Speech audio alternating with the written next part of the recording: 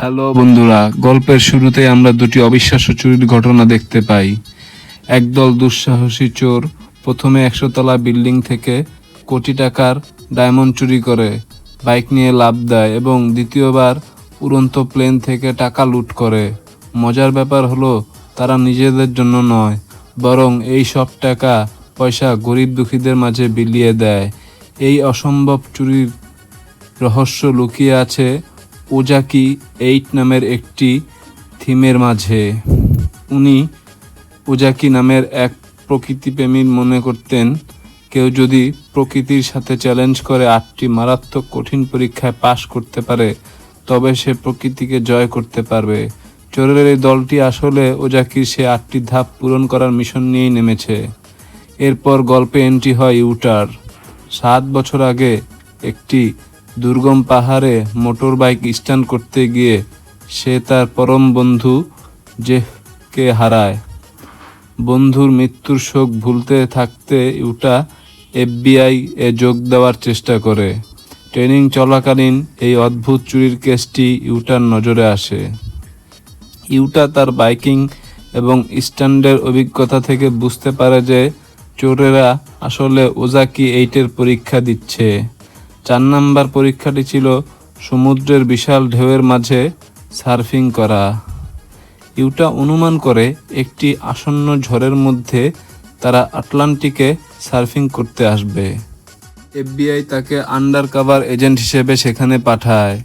সেখানে গিয়ে ইউটা দেখা যায় বৌদি নামের এক গ্যাং লিডারের সাথে।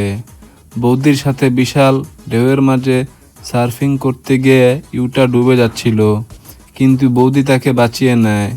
ইউটা নিজেকে একজন স্ট্যান্ড রাইডার হিসেবে পরিচয় দেয়। ধীরে ধীরে বৌদির গ্যাংয়ের সাথে মিশে যায়।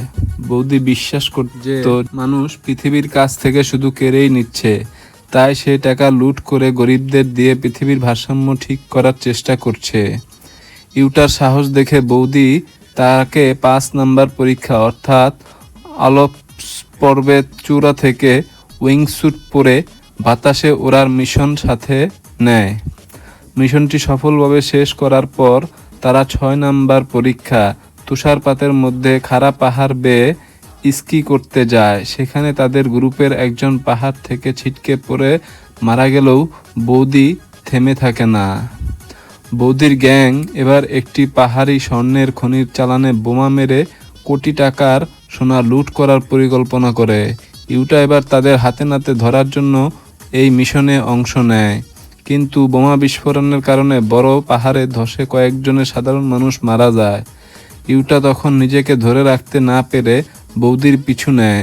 জঙ্গল ও পাহাড়ি রাস্তায় এক চরম বাইক রেসিংয়ের পর ইউটা বৌদিকে গান পয়েন্টে নেয়। বৌদি জানায় সে প্রথম থেকেই জানতো যে সে FBI এজেন্ট, কিন্তু অতীতে ইউটাকে বাঁচানোর খাতিরে ইউটা এবার বৌদিকে ছেড়ে দেয়। এরপর একটি গ্যাংয়ের লুটের চেষ্টার সময় FBI এর সাথে গোলাগুলিতে বৌদির গ্যাংয়ের শামশেরা নামের একটি মেয়ে মারা যায় এবং বৌদি কোনো রকমে পালিয়ে যায়। বৌদি এবার 7 নম্বর পরীক্ষা অর্থাৎ কোনো প্রকার সেফটি ছাড়া ভেনেজুয়েলার খাড়া লস অ্যাঞ্জেলস ফলস ঝর্ণার পাহাড়ে বেয়ে ওঠার মিশন শুরু করে। ইউটাও তাকে ধরার জন্য পেছনে পেছনে পাহাড় বেয়ে উঠতে থাকে। মাঝপথে বৌদির শেষ সঙ্গী গ্রুমেন্ট ক্লান্ত হয়ে নিচে পড়ে মারা যায়। ইউটা এবং বৌদি দুজনেই চরম বিপদে পার করে পাহাড়ের চূড়ায় পৌঁছায়। ইউটা তাকে গ্রেফতার করতে চাইলে বৌদি বলে তার এখনও শেষ পরীক্ষা বাকি আছে। এই বলেই সে ঝর্ণা থেকে ঝাঁপ দেয়। ইউটাও লাফ দেয়, কিন্তু পানির তীব্র স্রোতে বৌদি নিখোঁজ হয়ে যায়।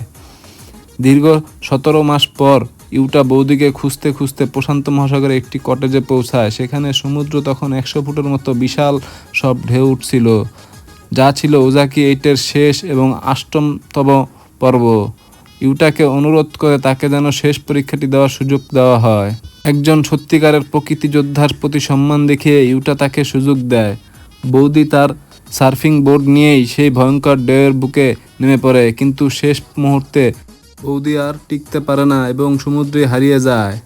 এবং এটা দেখে ইউটার মনে খুব দাগ কাটে এবং ইউটা এই বৌদি আর ওজাকির ভালোবাসার প্রেমে, প্রকৃতির ভালোবাসার প্রেমেই তিনিও এখন একজন প্রকৃতিপ্রেমিক হয়ে ওঠেন। এভাবে এই গল্পটি শেষ হয়। গল্পটি ভালো লেগে থাকলে অবশ্যই লাইক অ্যান্ড সাবস্ক্রাইব আর ফলো দিয়ে পাশে থাকবেন। সবাইকে টাটা, বাই বাই, আল্লাহ হাফেজ।